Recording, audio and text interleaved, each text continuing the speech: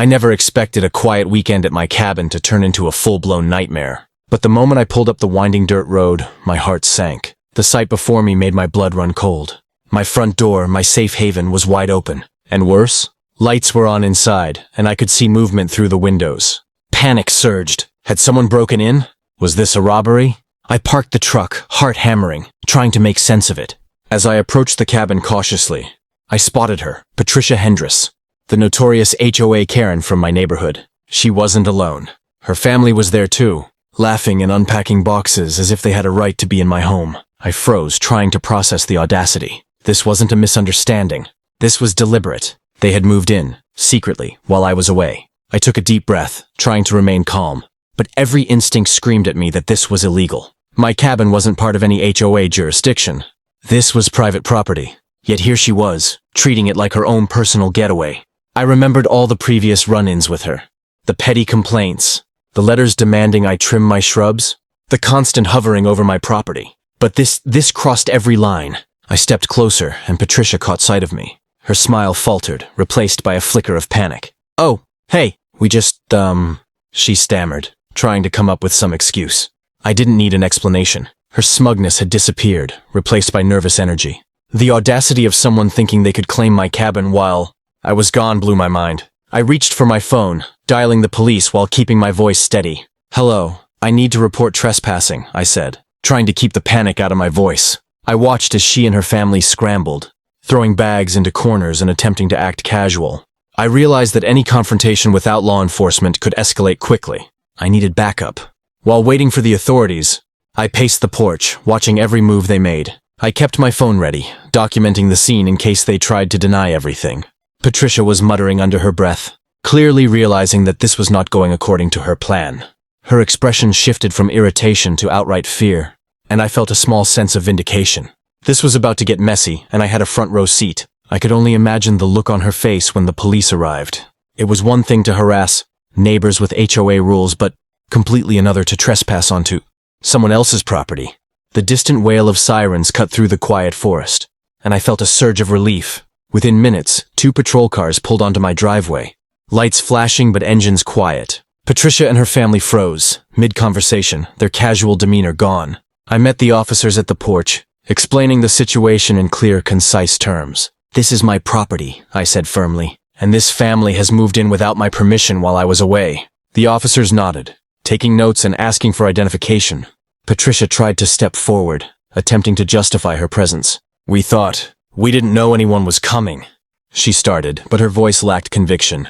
I held up my phone, showing the photos and videos I had taken since arriving. Every detail was captured: her unloading boxes, her kids playing in my living room, her husband unpacking the fridge. The evidence was irrefutable. One of the officers raised an eyebrow. "You really just moved into someone else's property?" he asked, incredulous. Patricia stammered, shifting her weight nervously. The tone of smug entitlement she usually carried was nowhere to be found. I couldn't help but smirk.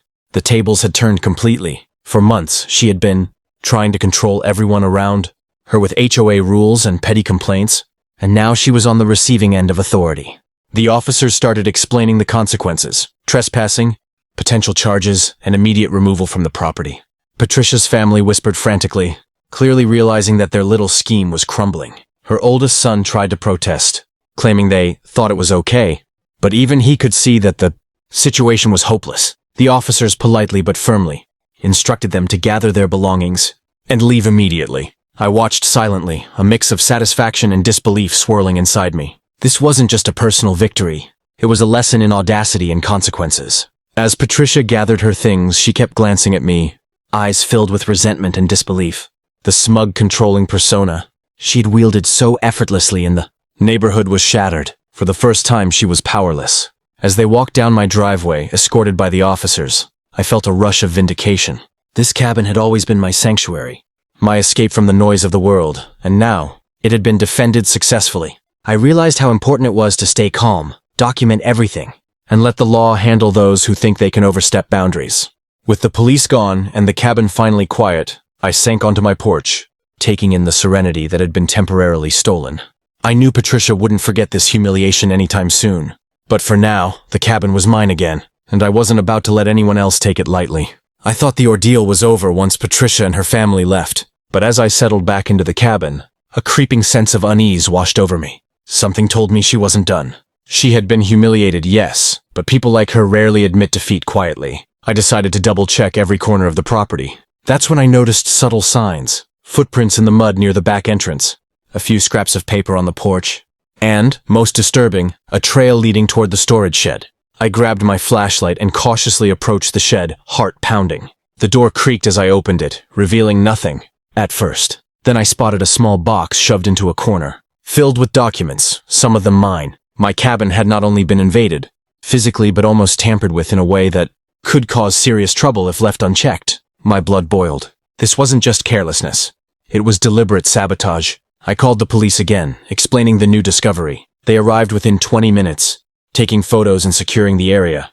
Patricia's pattern was clear. She wanted control, and when she couldn't take it directly, she tried to leave traps behind that could threaten me. The officers confirmed my suspicions. Had I not been vigilant, these items could have been used against me in some twisted claim. As I watched the authorities work, I thought back to the audacity of her earlier actions. She had moved her entire family into my private cabin without permission, fully expecting that her HOA status might intimidate me or that I'd be powerless to respond. The arrogance! And now the aftermath proved just how calculated she was.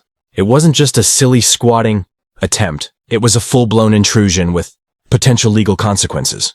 After the police left, I took a deep breath and surveyed my property. I realized this experience had taught me more than any confrontation ever could. I had stayed calm, collected evidence, and relied on the proper channels rather than reacting impulsively.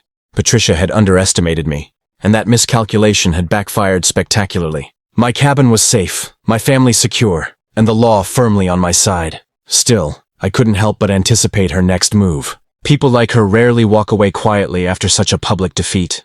But one thing was certain. Any attempt to return would be met with preparation, vigilance, and zero tolerance. For now, though, I let the quiet of the woods settle around me, appreciating the peace that had nearly been stolen. The next few days passed quietly, or at least as quietly as life could be after such a shocking invasion. I spent my time securing the cabin even more thoroughly. New locks, surveillance cameras, and a few strategic signs reminding everyone that this was private property. But even with all the precautions, I knew the real battle wasn't over. Patricia was still out there, nursing her bruised ego and probably plotting her next move. Then the call came. One of the local HOA members, clearly fed up with Patricia's antics, tipped me off that she had been complaining loudly to neighbors, trying to twist the story to make it seem like I had overreacted. I couldn't help but laugh. After everything, she was still trying to control the narrative. But this time the law was on my side, and her credibility had taken a severe hit. Curiosity got the better of me, and I decided to confront her. Legally, of course. I gathered all the documentation, photos, videos, police reports, and even statements from the officers. When I presented the evidence in a neighborhood HOA meeting, Patricia's face turned an unmistakable shade of red. Her words faltered, stuttering under the weight of undeniable proof. The very people who once tolerated her petty HOA control were now staring at her in disbelief, realizing just how far she had crossed. The HOA had no choice but to reprimand her officially, and she was barred from filing any claims against my property in the future. Her attempt to invade my cabin had backfired spectacularly, not only humiliating her, but also exposing her to legal and social consequences. The power she once wielded so effortlessly had evaporated, leaving her scrambling to save face. Walking back to my cabin that evening, I felt a sense of closure. The ordeal had tested my patience, my composure, and my ability to act decisively under pressure. I had learned the importance of staying calm, documenting everything meticulously, and relying on the proper authorities rather than letting anger dictate my actions. Patricia had underestimated me at every turn, and each misstep on her part had reinforced a valuable lesson. Audacity without accountability is always doomed to fail. As the sun set behind the trees, I stood on my porch, breathing in the crisp evening air. My cabin was mine again, safe, secure, and protected. Patricia's failed takeover had become a story I would tell with a mix of disbelief and satisfaction for years to come. And one thing was certain.